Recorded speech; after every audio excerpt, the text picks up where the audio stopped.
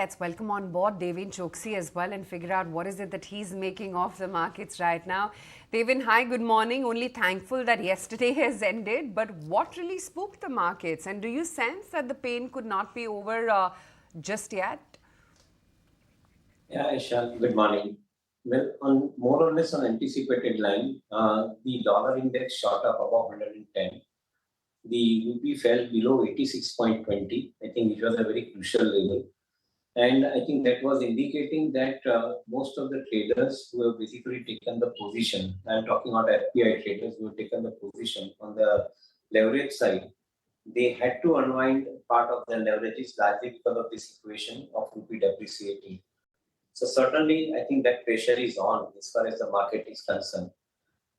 The larger part of the delivery volume gets reflected when we see the data, but the FNO volume is not showing the data where we believe that I think large FPIs are basically shorting the counters on that side of the market and gradually deliver the shares in the cash market as and when they get the depth in the market. So that's where the pressure is coming in. I always believe that I think Indian market, because in the cash market the lack of depth is there, as a result of which I think this continuous selling of FIs would continue for a longer period of time. Any other markets of the world where the depth is high, probably I think they would have walked away with their selling at least 3 months before in given kind of a situation. But that's a pain that we are undergoing at this point of time. I think the large part of the drag in the market is due to the currency misbehavior, and that's the reason for which I think we are seeing the sell-off coming from FPI side. Yeah, we'll have to watch out for that very closely. But what are you doing, Deven, in this market? Are you already starting to buy and deploy some of the funds? Are you completely staying away? What's the latest action that you've done in the markets? So I think we have been accumulating good quality stocks, though I think after buying, you can very well expect the fall in the stock price. The likes of Tata Technologies, likes of Bajaj Housing Finance, which are fundamentally strong companies, I think, which in the recent times also we have added into the portfolio. We believe that I think the large growth programs, I think, are continuing to benefit these companies. And as a result, in their respective capacities, one is in the housing finance and second is in the aviation and automobile segment of the engineering R&D. That is Tata Technology. We believe that I think these kind of companies are available at a good valuation, good price, good correction. Even likes of Geo Finance, I think you are getting into good price correction. So certainly, we whatever the deployment of money that we are required to do in our funds, we currently take up this kind of activity and position ourselves in buying these companies. Quite interesting. Was just looking at the large cap list as well. Quite a few stocks which have fallen a fair bit. I mean, be it the likes of a Tata Motors, which in any case, had lost the race to M&M. But even M&M fell yesterday. That's been the case with Trent as well. A consistent fall there too. Or for that matter, even Reliance, which is now circled back to those 1200 odd levels. But Rudra, you already talked about Reliance and that being a buy. What about an M&M and Trent? See, for me, M&M is definitely the best stock when it comes to automobile sector. And if you see the chart pattern of Tata Motor, Maruti and M&M, for me, among all these three, the first one will be Mahindra and Mahindra, followed by Maruti and lastly Tata Motor. So for me, M&M, when it comes to price levels, closer to the 2850, 2800 is a very, very strong long-term support zone. And relatively, definitely M&M has outperformed these other two stocks in the same sector, whether it is Maruti or Tata Motor. So for me, still even at current market price and on dips to levels closer to 2800, 2700, every dip I will be a buyer in M&M. And yes, this stock is now consolidating, which is relatively far better compared to the down move in other stock. So yes, at current market price and on dips to 2800, I will be a buyer in Mahindra and Mahindra. And when it comes to other stocks like Tata Motor or Maruti, so Tata Motor has already corrected enough and the downtrend still continues even at current market price. So we don't know whether will it stop at 700, 650, wherever it wants, but still on chart there is no sign that Tata Motor is bottoming out, but definitely M&M is far better. And when it comes to Maruti, Yes, this stock having made a bottom at levels closer to the 10,700, 10,750 zone, it has seen some amount of bounce and now some profit booking is coming in. So might be at levels closer to that 11,000, 10,800 zone. Maruti also becomes a good buy. So first will be M&M followed by Maruti and lastly Tata Motor when it comes to automobile. That's a pecking order within the auto sector. But Devin, what do you make of these big CEO transitions which are happening, hitting us, quite surprisingly? It was, Avenue Supermarts that came out with that latest news flow. And now United Spirits, we have Hina, kind of getting elevated at the group level and a new face coming in as the CEO. What do you make of some of the CEO transitions and do they impact the fundamentals of the stocks? It's a good point. I think company by company, we'll have to keep looking around for, I think, how the transition is taking place from the earlier management to the new management. It's not a very surprising factor, though. I think as far as global environment is concerned, the CEOs, they do move from one to another end because at the end of the day, I think after a while, definitely there has to be a management transition which needs to take place. So even in Avenue Supermarket, I believe that I think it's a gradual shift into the new management position, which is rightfully so. As against, I think you get the abrupt transitions. I think this is a planned transition, which is perfect, no issue at all. As long as the promoter is driving the business with the ethos, I would think that I think that should not affect the business of the company beyond a point. And at the same time, I think for every business, the young energy has to come in. Unless you bring in the young energy, the kind of disruption that we are seeing in the business environment in respective areas of business, I think that energy will not come unless we bring in. So I guess I think the transition is making sense to me at this point of time. I want to talk about, the retail plays pretty much pegged against each other. The platform companies, when it comes, either to quick commerce or food aggregators, they weigh in a Swiggy or Zomato. And how these traditional retailers are facing the brunt of it, case in point being DMart. Given the correction in a Zomato also yesterday, and the fact that, DMart has lagged for quite some time now there's that additional management rejig as well. Where is it that you would be comfortable adding more positions? Aisha, I think still the valuation wise, they are still quite expensive in my viewpoint. The kind of growth that these companies are assuming, and I'm talking about the profit growth, not the top line growth. The profit growth that these companies are assuming, they remain quite tight place as far as I think the margins are concerned. And from that perspective, anything which you pay as a premium is not, I think, something which one would be having a greater confidence. You look at Zomato, you look at Swiggy in the quick commerce space, in the food delivery space, they keep on building the new business model, agreed. But at the same time, I think the kind of profit that they are making versus the market capitalization on which they are quoting. For example, I think you're quoting at a 3 lakh crore worth of market cap, 3 lakh crore plus market cap between Swiggy and Zomato. And I think against which the profit is, in Zomato's case, I think some 1,500 crore annualized profit, and Swiggy is yet to come into profit.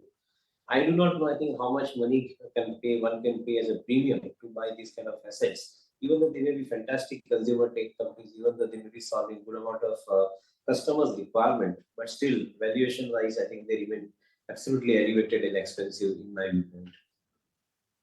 Okay, let's take it across to, Kunal and Nikunj as well and try and understand what could be the next support and the resistance for the Nifty and whether we can get out of this zone anytime soon.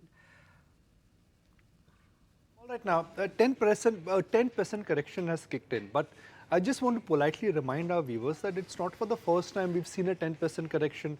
10% correction in any bull market, when you look back and analyze the reason of that correction, it will be like a passing phase.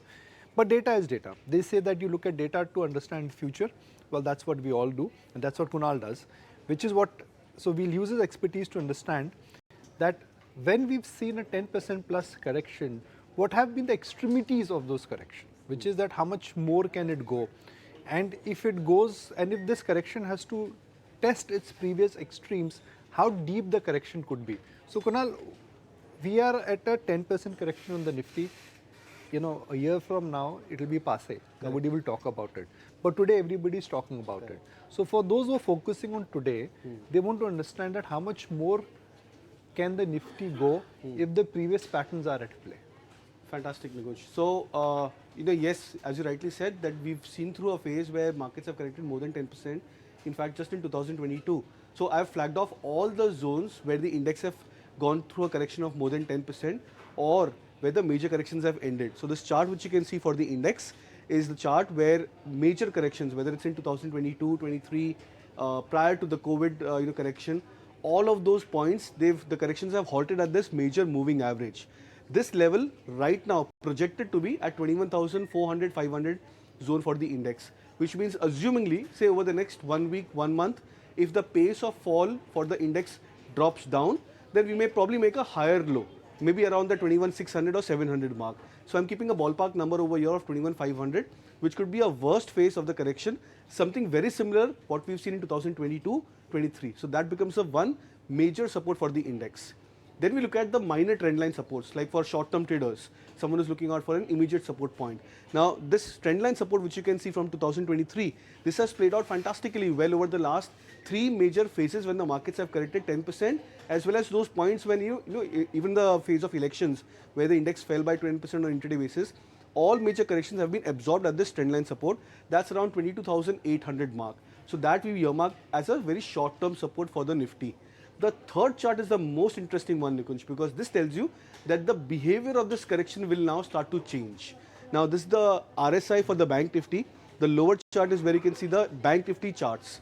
Now, whenever the Bank Nifty hits a oversold territory, the pace of correction halts. It's not that the trajectory will drop down, but the intensity with which the markets go into a correction, when it touches the oversold territory, it then goes into a process of a bounce, then a correction. So we are in that climax now. Yes. It's like the last, like they would say that the last bomb has exploded. Yes, the last juice is about to, get secreted from the markets, and that I believe the max could probably happen when we correct by maybe another 1,500 points on the index. That's 21,500 mark as per the projections on the long-term averages. Okay, so 1,500 points is the maximum downside which Kunal feels you could get in this correction. I'm talking in Nifty here. I mean, 1,500 points is 5 to 7% more. That may automatically multiply into 5 to 10% for mid-cap stocks. But that's the time when if you correct 5% plus, I mean, that's the time you should really start shopping rather than running from the fall. That is what the technical indicators are indicating. Yeah, absolutely. A little bit more of a fall perhaps and some sideways move, and then would be good to go. Deven, are you getting the sense that the poison could be out of the system sometime soon and the markets have factored in all the global as well as domestic parameters with the earnings slowdown and the dollar index movement could be now well in the price or at least getting close to it? Yes, absolutely. I would like to believe that the dollar index, the way in which it is behaving, 110, 111 is a threshold. Around if that particular level is broken above and it goes to 114 level, then certainly it will invite for panic bottom creation in the capital markets everywhere.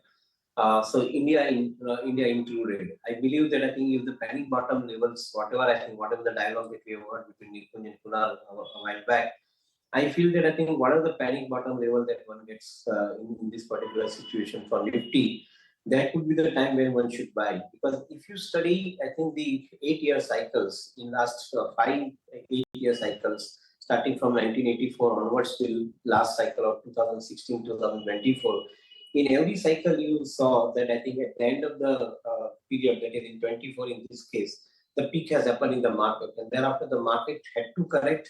It makes a panic bottom, and thereafter I think the rally takes place for next 1.5 years. The market would give superlative return thereafter.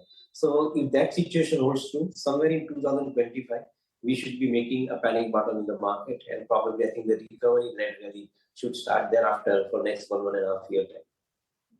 Waiting for that panic bottom to be formed really soon. But Rudramurthy, if I had to ask you about the stock checks in a couple of these stocks, tell me what your recommendations are. Just Dial, the numbers were a bit moderate, but this morning we've seen an upgrade come by on that stock. MGL has seen an upgrade to an overweight now. Even we have Bharat Forge, which is in news on account of the increasing family tussle there. So that stock might be under pressure because reports are suggesting that there is some clash between the and the sister, and there is that claim to 1/3 of the Kalyani family assets that they're trying to make. On the charts, what will be the recommendation on Just Dial, Mahanagar Gas as well as Bharat Forge?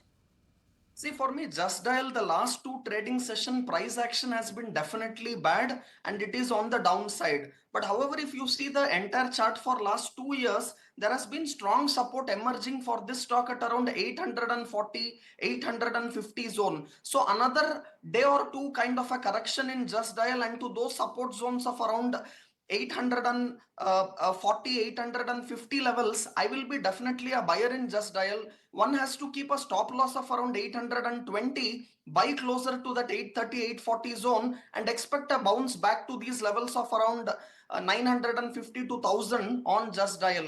When it comes to MGL, yes, the chart patterns on Mahanagar Gas is definitely again consolidating. It has already seen a good correction from those highs of around 1900, 2000 zones, and we have seen a continuous correction on this stock. Now the support emerges closer to those levels of around 1100, and if we break this short-term support now at around 1190, 1200, yes, it will go and test those levels of 1100, which has been a recent low. So levels closer to that will be a buy on MGL. So might be a 5% kind of a correction from here, cannot be ruled out. And if I have to see Bharat Forge, the third stock in the list, definitely again Bharat Forge from those levels of 1800, it has seen a relentless short-term down move, and again very short-term minor trend from 1300 has also been on the downside. So levels closer to 1050, 1080 will be a very strong support on Bharat Forge.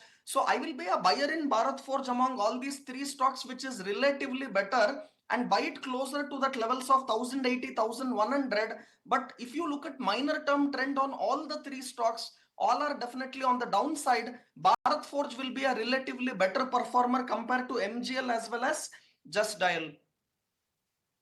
Taken.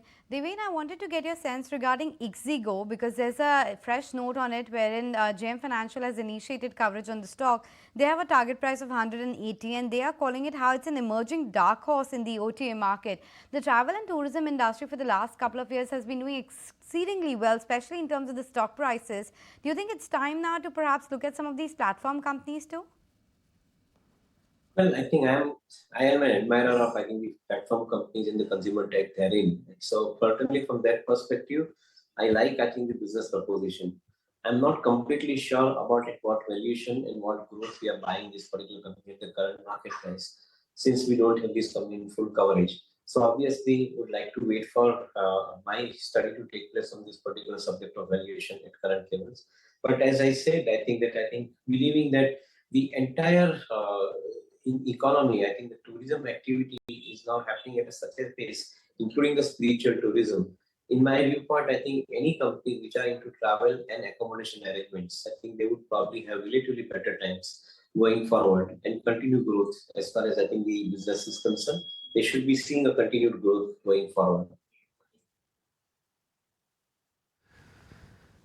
You know, spiritual tourism, we all thought that the Ayodhya spiritual tourism spirit would be the peak of spiritual tourism, but every time when you look at Mahakumbh, and the reason why it's called Mahakumbh is because it is ultimately an amalgamation of just so many vectors that it is a site in itself. You know, personally, I've never had the opportunity to go there, but for friends and family and colleagues who've been there, those are the pictures which are coming from Mahakumbh. I was reading in one of the papers in the morning, which is that 1 crore devotees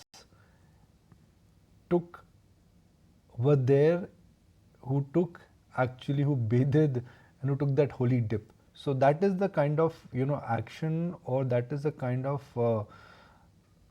size which this year's Mahakumbh in a sense has garnered.